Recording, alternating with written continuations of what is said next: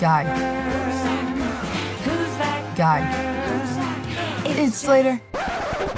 And today we're going to be starting off, of course, with the births in the world of rock and roll. I'm going to need you to be aware of rockers celebrating birthdays this week. There will be a quiz on, I think by Friday we're going to have a quiz, but Vince Neil from Motley Crue, who was just in town last week, I believe it was, down at the Mohegan Sun Wolf Den. He turns 56 this week. Dave Phoenix Farrell from Linkin Park, he turns 40.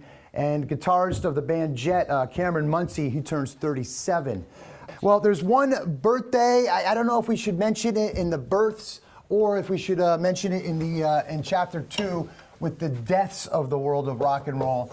But I will need you to be aware of the fact that this week Cliff Burton was born. He, of course, is was the bassist from the band Metallica.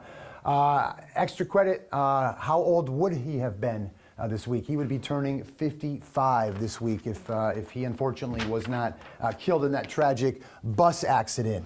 Events that you will need to be aware of for the exam this week. We've got everything happening, including albums that were released this week. We've got Alice in Chains entering the United States album chart with the #1 album in the country. It was Jar of Flies, the first EP to do so in the world of rock. Black Sabbath put out their debut album on Friday the 13th back in 1970. Also, I need you to be aware of the fact that Led Zeppelin was awarded a Lifetime Achievement Award at this year's Grammys back in 2004, I should say that year's Grammys. John Paul Jones, Jimmy Page, and Jason Bonham all showed up, but Robert Plant did not. He was out touring in support of a solo album. And events this week, one biggie, we mentioned Vince Neil having his birthday this week.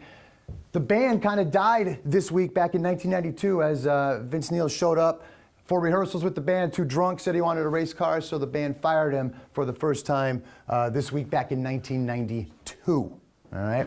And again, there will be extra credit questions on the exam, but Mr. Van Halen, you will be responsible for snack next week. And again, thank you, Mr. Ozzie, for bringing in that dip.